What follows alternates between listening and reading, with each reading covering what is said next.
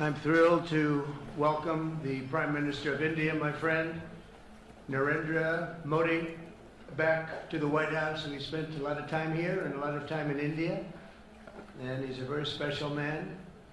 Prime Minister, it is a pleasure to extend to you the same hospitality that you showed Melania and myself when we traveled to your beautiful country 5 years ago. It's hard to believe, so long ago, and it seemed like yesterday. It was beautiful. We opened the cricket stadium, 129,000 seats, I think the largest stadium in the world, and it was an incredible period of time. There is truly a special bond between the United States and India, the world's oldest democracy and the world's largest democracy, and I believe the world's largest country in terms of the numbers of people.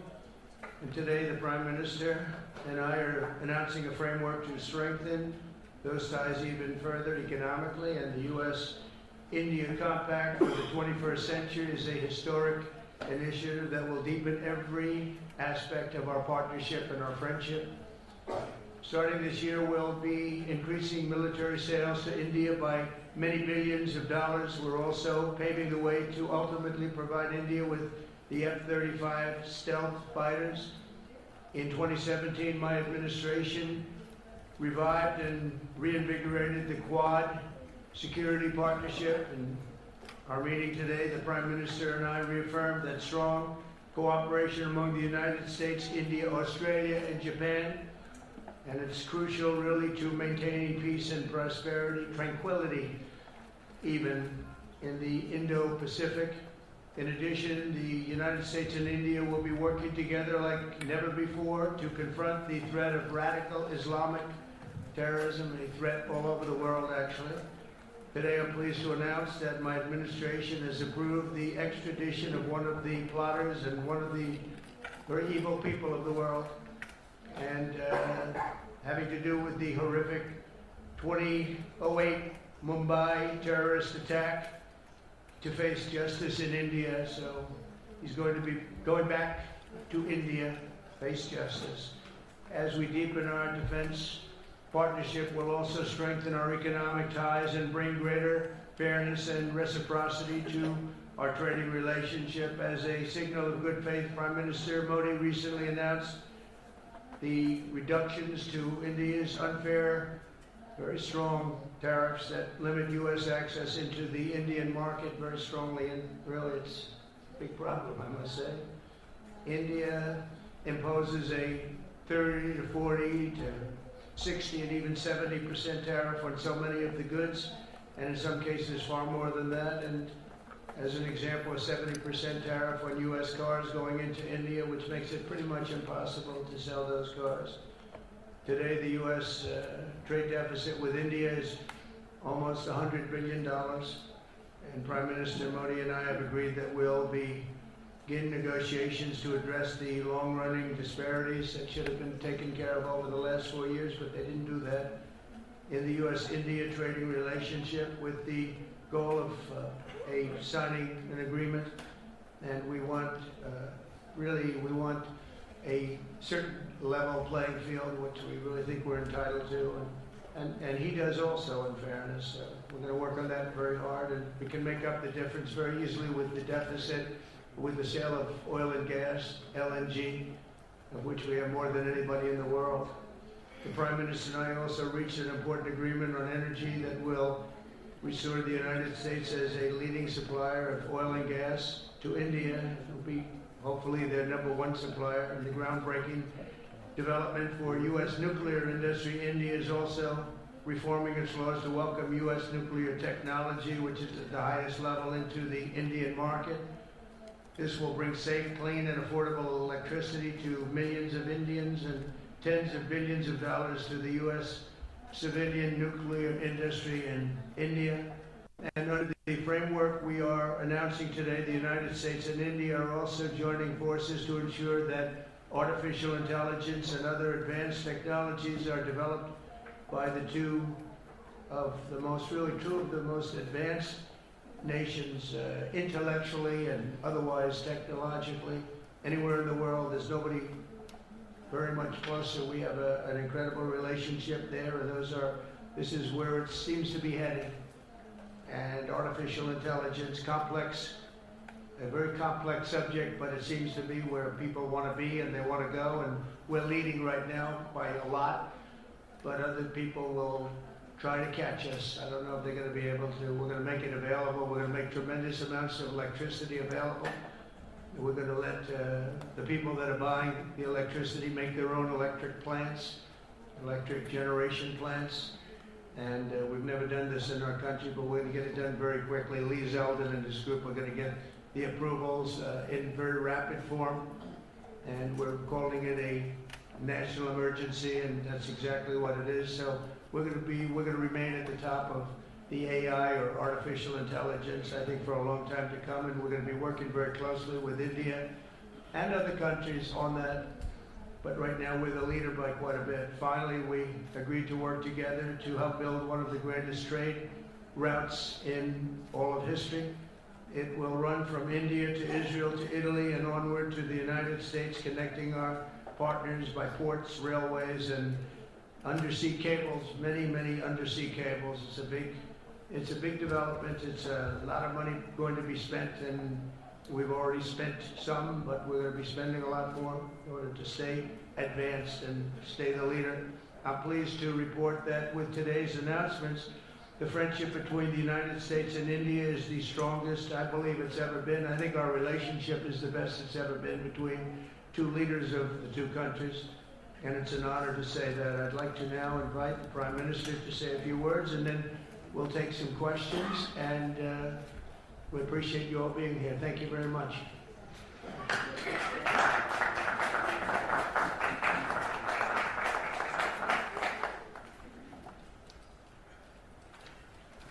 Your Excellency, Rashtrapati Trump, President Trump, दोनों देशों के delegates of both countries, media के साथियों, friends from the media, नमस्कार। Namaskar. सबसे पहले I would like to, first of all, राष्ट्रपति Trump को express मेरे शानदार my स्वागत heartfelt और gratitude आतिथ्य सत्कार के to लिए my dear friend President Hardik Trump आभार व्यक्त for करता the हूं। grand welcome and hospitality राष्ट्रपति accorded to me. ट्रंप ने President Trump's भारत और अमेरिका leadership संबंधों को has been instrumental in nurturing India-US ties जीवंत and बनाया। making them vibrant. जिस उत्साह से I could उनकी feel पहली today टर्म में the same enthusiasm, वही उमंग the same enthusiasm, the वही same ऊर्जा energy, the same commitment वही प्रतिबद्धता that we had worked with मैंने during आज our भी first महसूस term. की है। आज की चर्चाओं में Our discussions today उनके पहले टर्म में highlighted हमारी उपलब्धियों का our Santosh pride in our accomplishments during his first गहरे term, आपसी the विश्वास का deep mutual trust सेतु था। that we share, साथ ही and नए also लक्ष्यों को प्राप्त the करने का resolve to attain संकल्प भी new था। goals. हम मानते हैं We कि भारत और also अमेरिका का साथ और सहयोग that the partnership एक बेहतर and विश्व को cooperation between shape India कर and the सकता है। US can shape a better world. Friends, America के लोग the people of America राष्ट्रपति ट्रंप के are aware motto of President Trump's Make motto, America Great Make Again, America Great Again, यानी or मागा से परिचित। MAGA. The people of America are well Bharat के aware लोग of भी it. The people of India too विरासत और विकास की are पटरी पर focusing on विकसित both Bharat heritage and 2047 development के as they दृढ़ move संकल्प को forward लेकर at a fast pace तेज गति and शक्ति with से a firm resolve विकास की to ओर अग्रसर ensure a developed India by America 2047. की भाषा में कहूँ If I were to say this, तो विकसित borrowing भारत का an मतलब expression from America, Make India our vision Great for a Again. developed India Yani is to make India great MEGA. again, or MEGA. जब America और Bharat When America and साथ India मिलकर काम करते हैं work together, यानी that is, मागा when MAGA, मागा when it's plus MAGA plus MEGA, MEGA, तब बन जाता it है becomes mega mega, partnership a और mega prosperity। partnership for prosperity. और यही mega And it is this mega spirit हमारे लक्ष्यों को that gives नया new स्केल scale और स्कोप and देती है। scope to our objectives. Friends, आज हमने today द्विपक्षीय व्यापार we को have also set ourselves the 2030 target तक of दो गुना more से than भी अधिक doubling बढ़ाकर our bilateral trade $500 to billion attain तक $500 पहुंचाने billion का by लक्ष्य निर्धारित 2030. किया।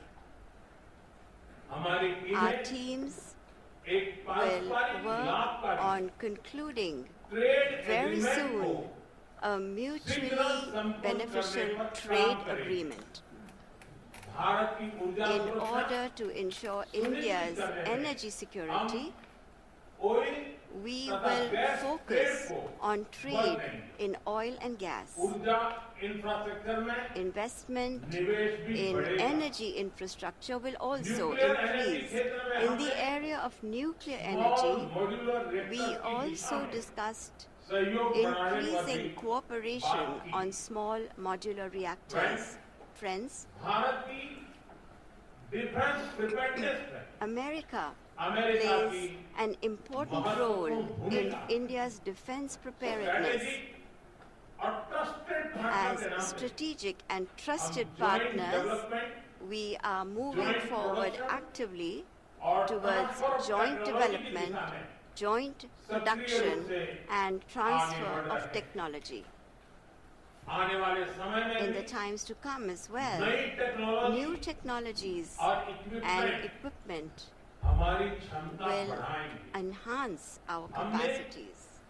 Autonomous systems We industry have decided to alliance launch launch the करने का Autonomous Systems निर्णय Industry लिया। Alliance, अगले दशक के लिए a defense defence cooperation cooperation framework framework for बनाया the जाए। next decade will be prepared. Defence Defense interoperability interoperability, logistics logistics, repair repair, और मेंटेनेंस and भी maintenance will इसके मुख्य भाग होंगे। also be its key components. 21वीं Friends, सदी the 21st century technology is driven a century है। technology-driven century.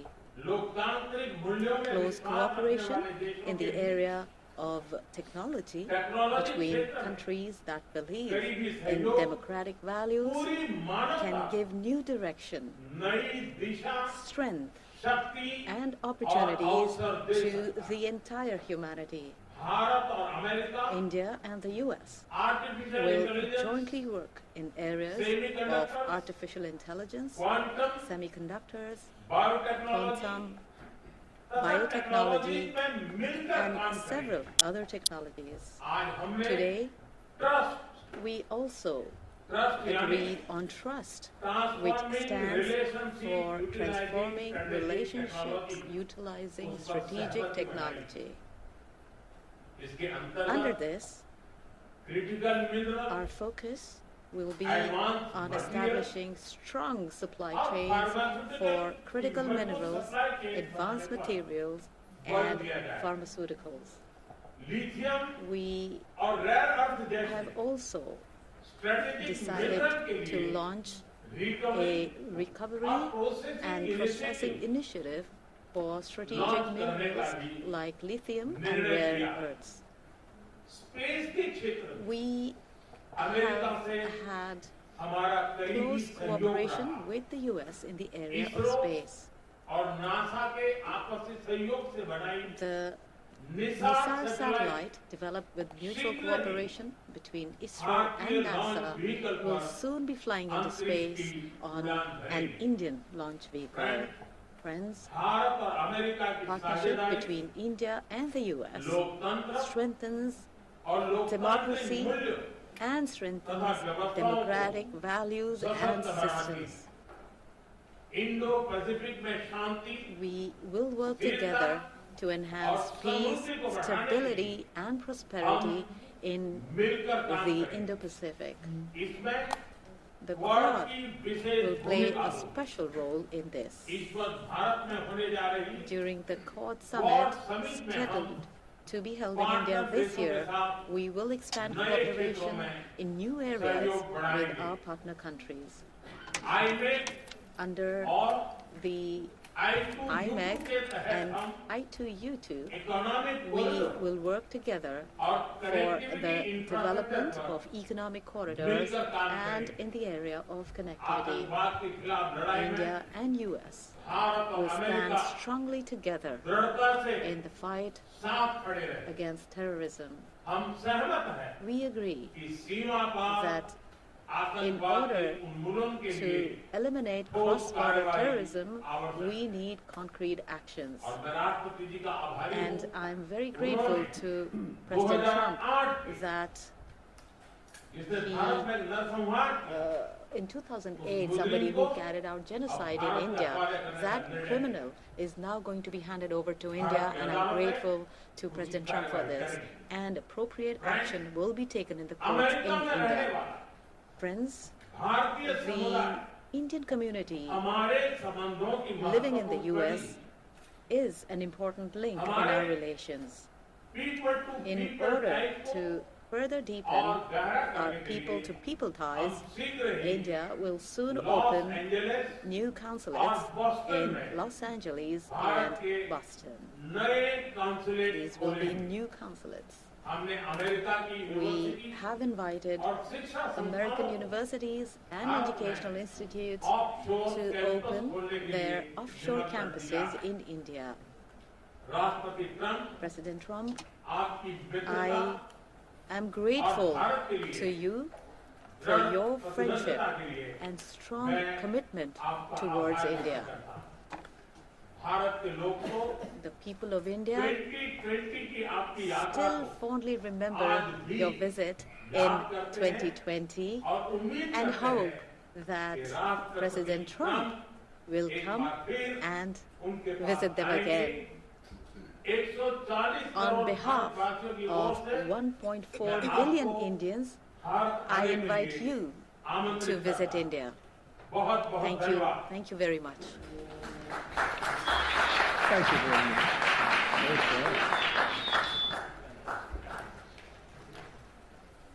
Okay, thank you very much. Simplicity from a credit card? That's unexpectedly human. The all-new TD Clear Credit Card. Go ahead. Please, go ahead. Yeah, blue shirt.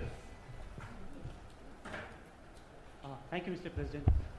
People in India will naturally welcome your decision to extradite Thakur Rana to India back home.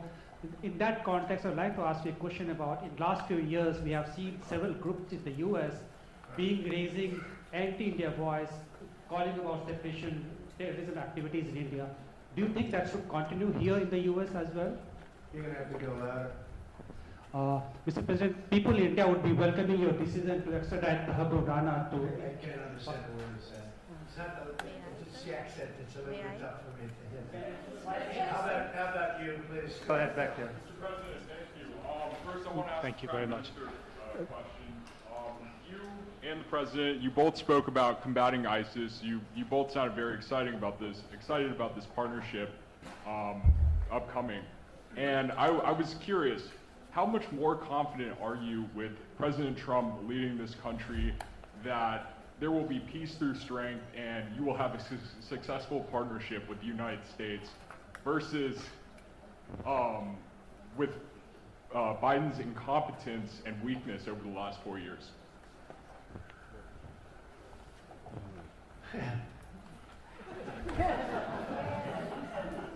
That's your question, but I'll answer it. I agree with you. And gross incompetence. We're going to have a fantastic relationship, and it has been, look, the whole world's been set back over the last 4 years by the weakness of the United States, the weak leadership of the United States, but I think we've taken care of it in just 3 weeks. It seems to me that even some of the media that we wouldn't prefer has been writing that this is a much different country right now, that the world has a light over it, not only our country, but the whole world. The Prime Minister told me that before too, even over India. The world has a light. They need the United States to be strong and powerful, but good. And I think that's happened, and I think it's happened in a very short period of time. But I will tell you, we're going to have a fantastic relationship, and it'll make both countries much stronger. Mr. President, I have a question in Bangladesh.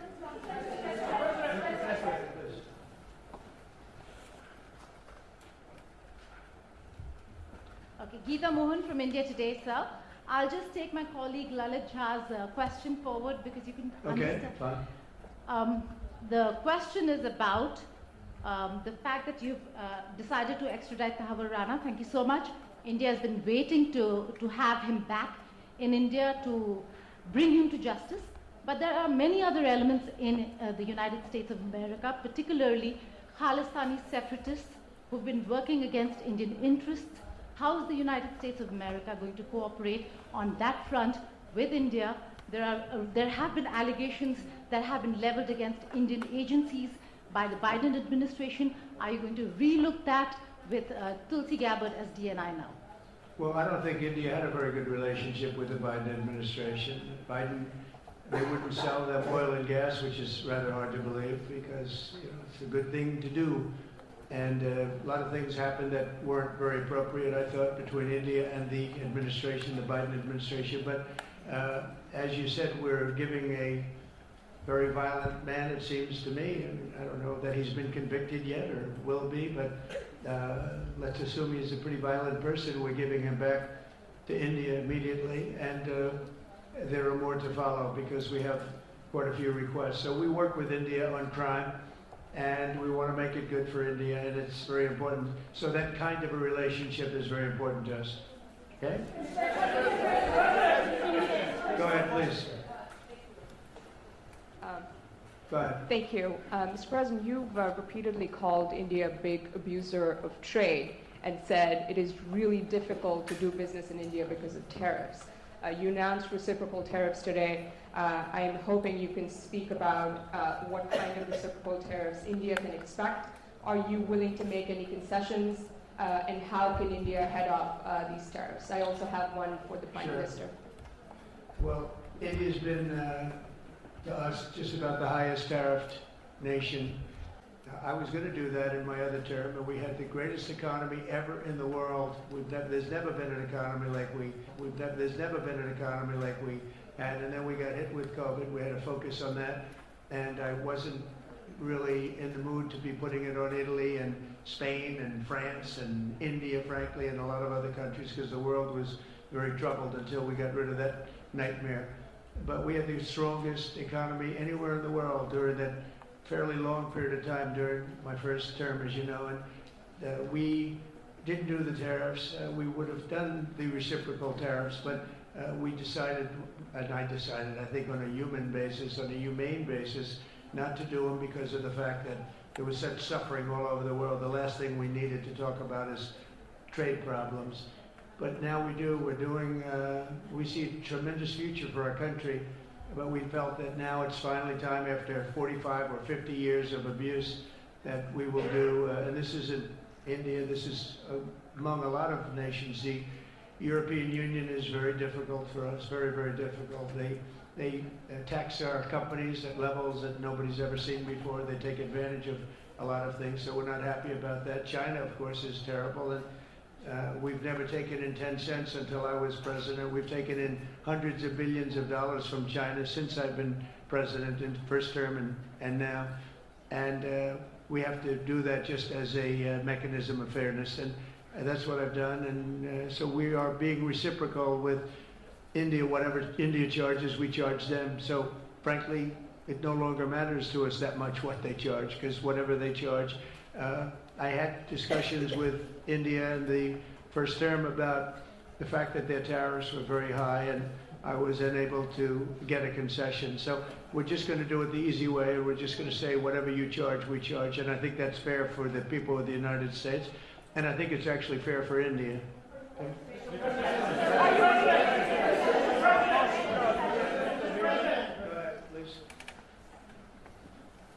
Ask to the Prime Minister. A question for the Prime Minister, please. Ask to the Prime Minister, please. Sorry.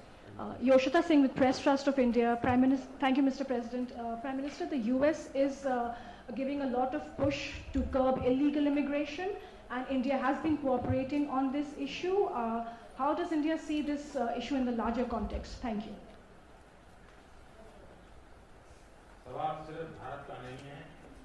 question that is about India only, but even globally you can talk about this issue. And we are of the opinion that anybody who enters another country illegally, they have absolutely no right to be in that country.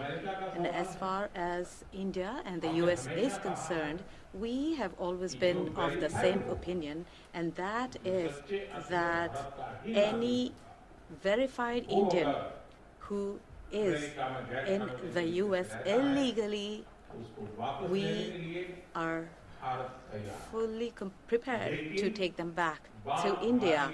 However, it doesn't stop there.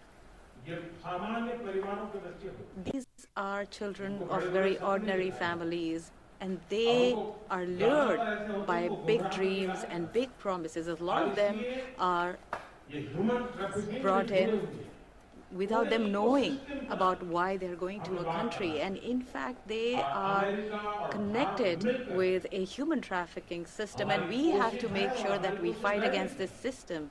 As far as the US and India is concerned, I think what we should do is make efforts to make sure that we uproot these from within the system so that we can reduce or remove human trafficking. And basically the young, vulnerable, poor people of India are fooled into coming over as illegal immigrants. And our bigger fight actually is against this ecosystem or this system that encourages such gangs to thrive. And I can tell you that India will completely support. Thank you, Mr. President. The question for the Prime Minister Modi first, if I may. I wanted to ask you, did you discuss any possible business deals with Elon Musk during your meetings today, Mr. Prime Minister? And Mr. President, I wanted to ask you, today you spoke about hoping to have three-way talks with President Xi and President Putin. What would you say to European leaders and other allies who may be concerned that you're apparently more keen to speak to America's adversaries than to its allies? Thank you. Maybe I'll just go first on this one. We had some talks, and we told the European Union, we told the NATO people, largely they overlap, you have to pay more money because it's unfair what we're doing. We're doing a tremendous amount more. We're probably $200 billion more going into Ukraine, using for Ukraine to fight. And Europe has not really carried its weight in terms of the money. It's not equitable. And we want to see a counterbalance. We want to have them put up more money. They have to do that.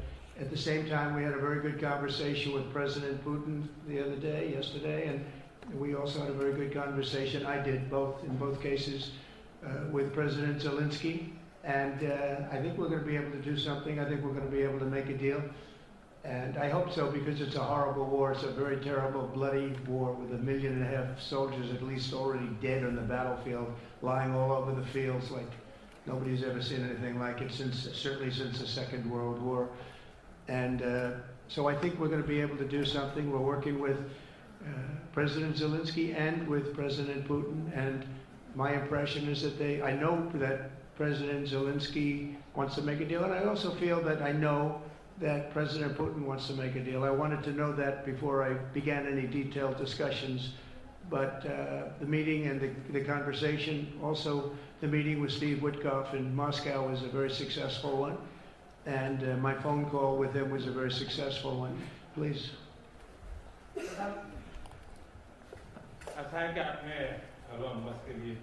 You asked a question regarding Elon Musk. I have known him for a very long time. I was not even a prime minister at the time when I first met him. I was chief minister. And today he came to meet me along with all his family, with his children. And so we had a nice discussion. As far as he is concerned, EVs are concerned, the word EV has a copyright, and that is one person who has a copyright to the word EV, and that is Trump.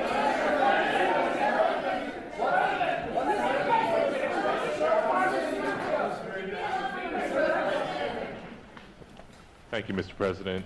Can I ask whether you discussed at all today the case of Adani, who's one of the wealthiest men in Asia and perceived as an ally of Prime Minister Modi?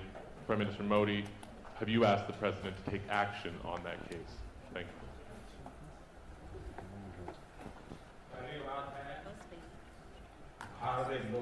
India is a democratic country, and our culture and our thought philosophy is Vasudhaiva Kutumbakam, which basically means that the entire world is a family.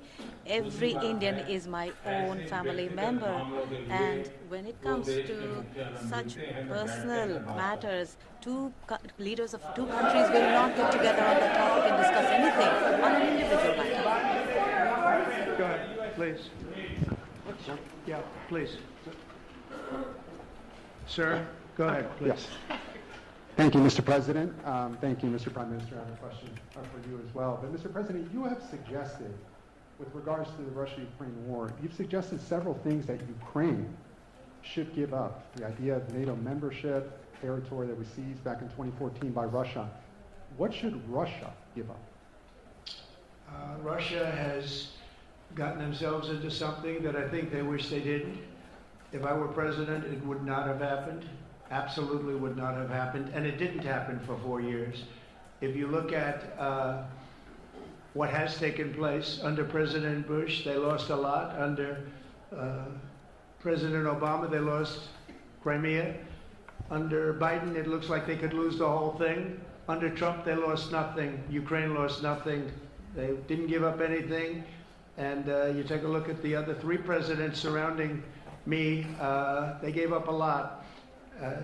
I think that when you look at Ukraine and when you look at the mess that they're in, it's got to be ended and it's got to be stopped. Now, Russia's taken over a pretty big chunk of territory, and they also have said from day one, long before President Putin, they've said they cannot have Ukraine be in NATO. They said that very strongly. I actually think that that was the thing that caused the start of the war, and Biden said it, and Zelensky said it, and I think that was one of the reasons, one of the starts of the war. But from long before Putin, they said you cannot have Ukraine going in any way into NATO. And I start from that standpoint. I think everybody knew that. Now, if a better deal can be negotiated, if they're able to make a deal where they can do that, that's fine with me. I really don't care. I want that bloodshed to stop. I don't want to see, we have an ocean between us and the site we're talking about, the site of death. We're calling it the fields of death. We have a big ocean in between us. This is more important for Europe. We shouldn't be in. They have to equalize, and they're going to have to do it fast, but they have to equalize.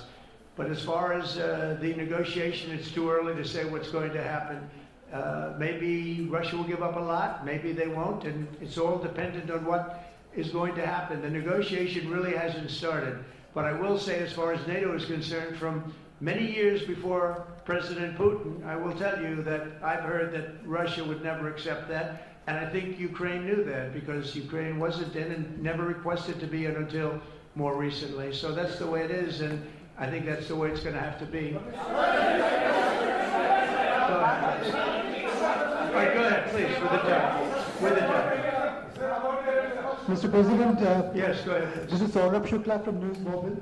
Mr. President, you spoke about Prime Minister Modi as a tough negotiator. Who was a tougher negotiator today, and who has a better negotiating tactic when it comes to tariffs? Oh, he's a much tougher negotiator than me, and he's a much better negotiator than me. There's not even a contest. Okay?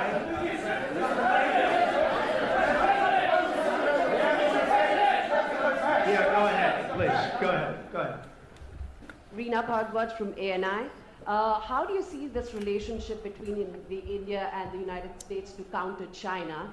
And what is your vision when it comes to India, brokering peace in the Ukraine and Russia conflict? Well, I think we're going to have a very good relationship with China. I got along with President Xi very well until COVID. That was a bridge too far. But until then, I got along with President Xi very, very well. We were very close as leaders go. I don't want to be naive, but as leaders go, I think we were very close. And I think that China's a very important player in the world. I think they can help us get this war over with Ukraine and Russia. And I look at India, I do see the skirmishes on the border, which are quite vicious, and I guess they continue to go on. If I could be of help, I'd love to help, because that should be stopped. That's been going on for a long time, and it's quite violent.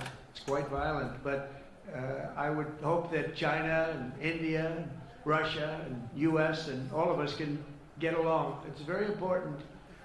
You know, the power of weaponry today is, and not only nuclear, but nuclear in particular, the power of weaponry is very important. I said before that I had very constructive talks in my first term with President Putin about the denuclearization of the two countries, and then we were going to go to China after we worked some kind of a deal. And we had the confines of a deal. I thought he really wanted to do it, so did I, denuclearize. And it's such a beautiful term when you think about it. In other words, to bring it down, because the power of those weapons is too great. And I did speak to President Xi about that, and I was getting also a very good response. He's building a very strong nuclear power. He's not very close to Russia or the United States right now, but he will be soon. I mean, he'll catch up over the period of 4 or 5 years, they say. But it would be a great thing if we could, on a military basis. We're going to spend this year let's say $915 billion on military. Russia, without the war, was spending close to 100, but with the war, I can't tell you what they're spending, but they're spending a lot. And China is spending $400 and $450 billion. We're over $900 billion. And I said, you know, it doesn't really make sense, does it? We're spending the money against each other, and we could spend that money for better purpose if we got along. And I'll tell you, I think that something like that will happen. First, when I left, as you know, 4 years ago, we didn't have Israel and the Middle East. We didn't have October 7th, a disaster, the disaster. Nothing was happening. Iran was not going to do anything, because Iran did not have much money at that point. They were broke. They were totally broke. They didn't have money for Hamas or for Hezbollah. And you didn't have Russia with Ukraine, and that would never have happened. But now I come back, and the whole world is on fire, so I have to put out the fires. But after I put out the fires, I'm going to meet with China, and I'm going to meet with Russia, and we're going to see if we can de-escalate it. We can bring it down military, especially as it pertains to nuclear. Please.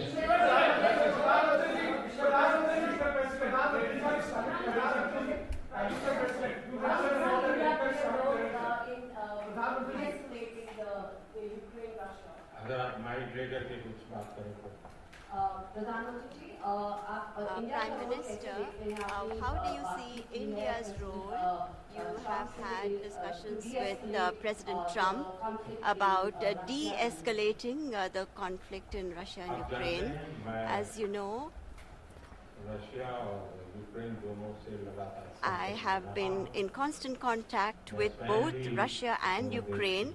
I have also visited both countries, and many people are mistaken and they feel that India is neutral.